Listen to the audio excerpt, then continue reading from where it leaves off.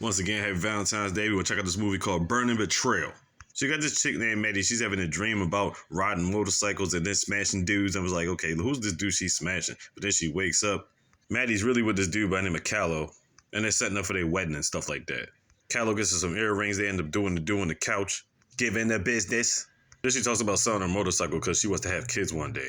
So she's giving up certain parts of her life to pursue that. There you go. So she's fitting in the wedding dresses. She's talking to a homegirl, Patsy, that's like a right-hand man or whatever, right-hand woman, whatever.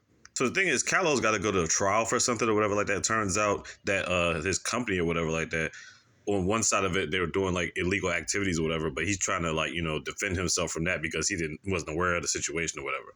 Now the thing is, Maddie, well, that's her other name. We would call it Bobby. That's her real name, Bobby.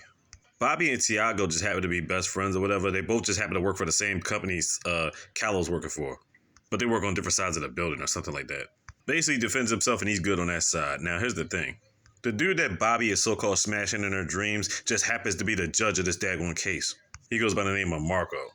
Now, she explains her dreams to Patsy or whatever like that, but Patsy not. She's like, look, man, these are dreams. It's not really happening, you know what I'm saying? And Patsy, honestly, is a little easy skeezy too, so, she didn't even really get into that much consideration to begin with. So at a bachelor party, everybody's giving gifts or whatever like that. Then you get this random gift from a certain admirer, right? The gift ends up being pictures of Calo smashing some other chick. So she's like, what the fuck? Indicating Calo was cheating on her, so obviously the wedding's off. So now Bobby, Patsy, and Tiago are basically going to go to his office to figure out who this chick is, because you just seen pictures, but you don't really know who she is. So while Patsy keeps the guard distracted, Tiago and Bobby go into the other office to try to get some information. They can't really get nothing out the computers, but then she finds a card and some stuff that says some chick named Nicole or whatever. And he had a ring in his pocket and everything. Apparently, he's been messing with Nicole for like 2 years, when Calo and Bobby were supposed to be in a 5-year relationship, you know what I'm saying? So that set her off over the edge. She's just throwing down shit, just destroying shit.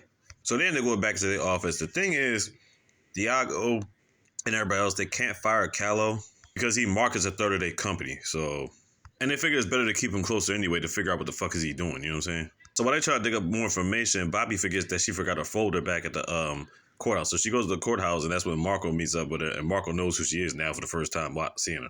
Now, at this point, she had already sold her motorcycle, so she's about to leave out the courthouse, and all of a sudden, Calo pops up out of nowhere. He's like, yo, give me a chance to explain, da-da-da. She ain't trying to hear none of that shit, right? Then Marco comes down there to make sure that she's good or whatever like that, and then Calo leaves. Then she ends up talking to Tiago and finds out some more information that Calo could possibly be in the implications of the stuff that he just got off on. So then she's talking to her homegirl, Patsy, again. She's like, why don't you start doing some stuff that you wouldn't have done around Calo? He's like, right. So what she does is she goes and buys her motorcycle back and joins a gang, and they're able to let her in the crew, whatever like that. Now, this one particular motorcycle dude is driving, whatever, but we don't see his face. Turns out it's Marco. He's actually part of the gang, too. So I was like, wow, okay. And then they're going over some remote location to chill out, relax on this little island or whatever. And then she's getting to try to know Marco a little bit more, right? Marco ends up taking to a spot that he never takes anybody to or whatever like that. It's like a separate location just for them. But then I'm thinking to myself, like, it's not really just it's a wide open space, but whatever. They get to kissing, and then he gets a phone call again. Now you gotta understand, the first time they actually talked, they was actually in a bar, and then this lady with this all white came on, and then he had to like leave for a second or whatever. Now this time somebody else is calling him, and he has to leave again. There's a reason for all this. So basically, she goes around the area, just walking around, and she's waiting by the beach. And all of a sudden, Marco just pops out of the water off this boat, like you know what I'm saying, just with nothing on, some spandex joints. I'm like, the fuck? Where the fuck did he come from? And for some reason, it felt like she was basically just waiting for him there the whole time. And you know what happens? She ends up giving him the business all over the place. And that was when she had told him she had saw him in his dreams or whatever like that, right before they got to the court case and all this shit. But while they were doing stuff in the pool, somebody was spying on her. We was like, who the heck is spying on him? That day, she gets a letter or whatever like that saying, sorry, I had to leave out again. I'll explain everything to you or whatever. So she's trying to figure to herself, why does this dude Marco keep dipping out? And then she tried to look up stuff, but she couldn't find anything on him, like no birthdays, no certificates, nothing. So he's kind of like a mystery, you know what I'm saying? It's kind of throwing her off. So Bobby ends up getting a message on the computer and is giving her a video of the footage of somebody that was taking her and they were doing the things in the pool. He was like, what the fuck? So strangely, she's thinking Marco's attached to this somehow, so she's trying to like ignore him for the time being. But then she finally ends up making a dinner date with him. He sets up, gives her flowers and stuff like that, sets up for like 7 o'clock.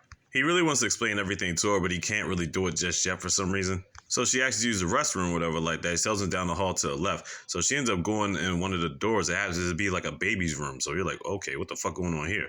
She used the bathroom, come back, and you know what happens. You know what happens after that. They end up doing the do, giving the business all over the place. That's been going on for like a month, just getting it popping, doing all type of shit. So then it got to a point where they were doing the do one day, and then somebody comes knocking at the door. All of a sudden, it's the girl in white. Turns out that's actually her boyfriend or husband or whatever like that, right? This chick by the name of Paula is actually married to Marco, so she's like, ugh. Like, Bobby's like, oh my God, seriously, I fell for this shit? Now, there's a reason why Marco's not saying nothing while she's confronting him about all this shit, right? But right now, Bobby ain't trying to hear it. So when Bobby's trying to leave in on the motorcycle, all of a sudden this truck comes out of nowhere and runs into her. We're like, what the fuck? Then next thing you know, she wakes up in a hospital. And who's there to make sure she's good? Thiago. Now, there was this one scene before this where Calo, though she thought Calo had trashed her house one day or whatever like that, and Thiago was coming through there to clean it up, but they never took anything, right? And Thiago was just making sure, say they always be there for you, this, that, and the third. And then they shared a kiss. And then they was like, and he was like, I'm sorry, I didn't mean to, whatever, that. And they just, because they're like best friends and shit. They never really went back into that and pursued that. I mean, they just stay friends or whatever, right? So now Patsy and Thiago are at the hospital, with Bobby, making sure that everything's good. Now Patsy leaves out for a second. All of a sudden, Marco comes up giving flowers or whatever. But she ain't trying to hear none of it right now. She in the hospital, her neck all messed up and shit. So when she finally gets healthy and gets out the hospital and stuff like that, Marco comes up to the door. He's like, look, we got to talk. I'd rather just show you what's been happening. So basically, he's got a daughter named Victoria. And the thing about Victoria is she's got like this heart condition and all this other stuff. Bottom line is she has to be hooked up to tubes. If she gets hooked up off the tubes while this condition is still going, she could basically die. Now, the thing is, Paula is his ex-wife. The thing is, he didn't want to say anything to set her off. Now, this is why. She's been having a lot of psychological problems or whatever like that. And those genes carried on into her daughter. Now, there's been a couple of times where she tried to steal her daughter out of the hospital. But the thing is, once again, if you take her off those tubes without the sickness being cured, she could possibly die. But luckily, Marco was there to make sure that shit didn't happen. Now, the 2 times he had to go away and the conversation, that's what the fuck was happening. So now that Bobby knows the whole story, she really wants to be there for Marco, you know what I'm saying? Now, apparently throughout this time, Bobby has enough information to make sure Calo goes down for it and the rest of the company is safe, whatever like that. Now, she's supposed to be giving this, she got copies of the stuff. She's supposed to be giving it to Thiago, right? Now, Thiago's supposed to take it down to the police station, but here's the thing. He ends up going straight to his apartment, and who's in his apartment? Fucking Calo, yo. The thing is, Calo's actually working for Thiago. I'm like, what?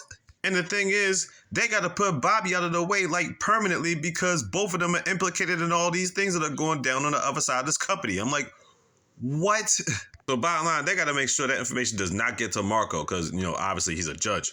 And 2, they basically plan to kill Bobby. I'm like, yo. Now, the thing is, at one point in time, Marco has, access to, people putting wiretaps on stuff. Turns out, they ended up wiretapping Thiago, and now Marco knows the situation. He's like, oh, shit. Thiago's actually coming back to the house to pick up Bobby. The thing is, Bobby doesn't know what Thiago's shit has been doing. She thinks that he had just sent the stuff over to, Marco or to the police or whatever like that. But it turns out, he ain't do none of that shit. Marco's on the road trying to get to Bobby in time because we know she's clearly in danger. Thiago and Bobby end up driving past the courthouse, and she's like, well, what are we doing? We're past the courthouse. All of a sudden, he pulls out a gun. So basically, he's just showing his hand at this point. So basically, we know at this point, he's going to basically try to kill Bobby. They get to this location in the middle of the woods or whatever like that, and she's still trying to figure out, what's going on? Are you not trying to put away Calo? And then she finds Calo over on the other side. He's, digging a grave, making sure that she lies in it. We're like, yo. And then he's going to give Calo the gun to shoot Bobby, yo. But the thing is, he can't do it because he still loves her. And Thiago's like, look, man, it's either her or us. What are you going to do? Then while they arguing, Bobby picks up a shovel and hits both of them with this shit and tries to get the gun, but she can't get it. Then right as Thiago's about to shoot Bobby, he turns around and shoots Calo, done deal that his shit. Then right when he's about to shoot Bobby, all of a sudden, Marco comes up there just in the nick of time. They go hustling back and forth, whatever. But Marco ends up getting shot in the process. Then Thiago's got the gun again, about to shoot Bobby, and all of a sudden, a random-ass cop just shoots him in his head, done deal his shit.